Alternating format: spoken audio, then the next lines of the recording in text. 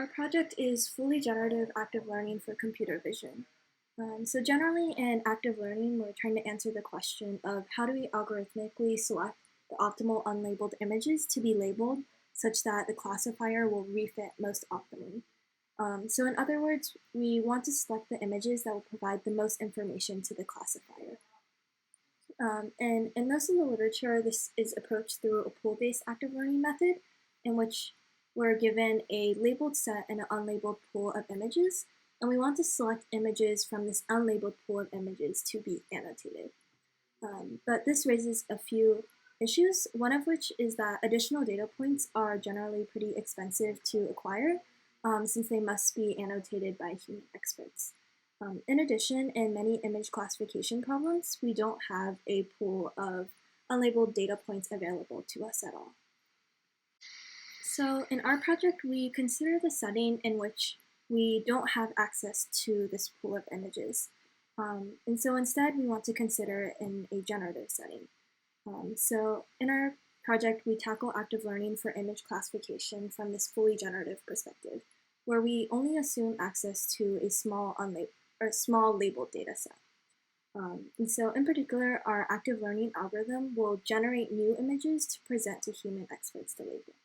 So not only does this not restrict the possible images based on what is already available, but it also allows us to optimally generate the best images that will provide the most information.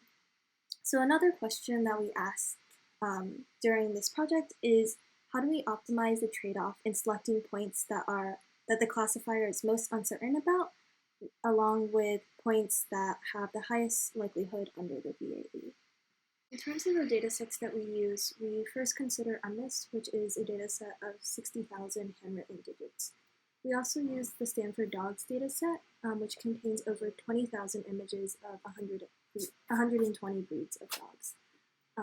And in this poster, we'll only present the results of that list.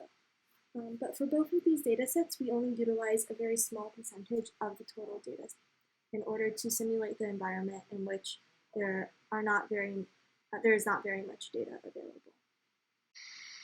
In our approach, we use a VAE to embed labeled images into a latent feature space, and this allows us to later use it to generate new images.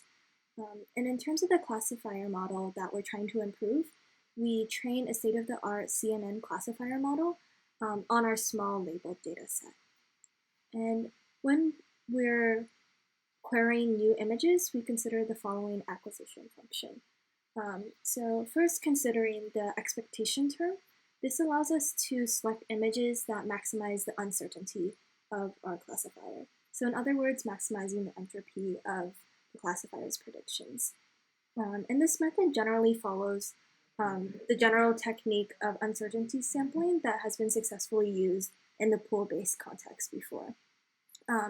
But in past literature, this hasn't generalized very well to the generative setting, since it tends to select points that are out of distribution and thus uninterpretable to humans.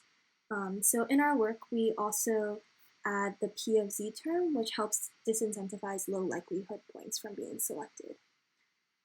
Additionally, when we query images, we query multiple images in a batch without refitting our models for efficiency.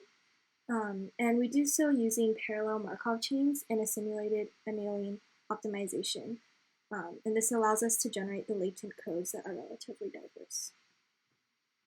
So here's a diagram of the overall pipeline. Both the classifier and the VAE work together to generate images X in the diagram to send to an annotator. The human annotator then generates labels for these images and returns them to refit the classifier. Okay, so to actually evaluate the performance of our algorithm, we need some way to refit the model in response to the query that it generates.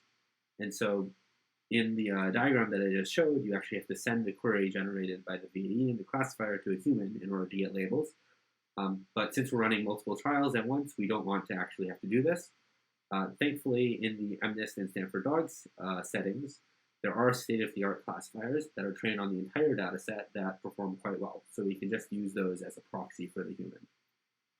In this plot, Our method is in blue. On the x-axis, we have the number of queries performed by the algorithm, and on the y-axis, we have the accuracy of the resulting classifier. We see that our algorithm outperforms the random generative baseline. However, it still performs worse than the real querying baseline. While ideally we would like to be able to beat the real querying baseline, it is not necessarily reasonable to expect a fully generative active learning algorithm to perform better than one that has access to a true pool of unlabeled data, such as the real querying one. Note that all approaches shown in the plot are able to improve over the classifier performance of the initial data set, which is the yellow baseline. Shown here are some example queries generated by our algorithm. Note that many of these queries are ambiguous digits. For instance, in the lower left, we see an image that looks slightly like a 5, a 6, or an 8. And in the lower right, there is a digit that is ambiguously either a 1 or a 7. Such ambiguous queries are likely very informative to our model and help it learn. In addition, we see that all of the queries, roughly, resemble actual digits in the MNIST dataset and are thus in distribution and easy for a human annotator to label. Future work includes running additional trials on the MNIST dataset and Stanford dogs dataset, varying the starting dataset as well as the number and size of queries made.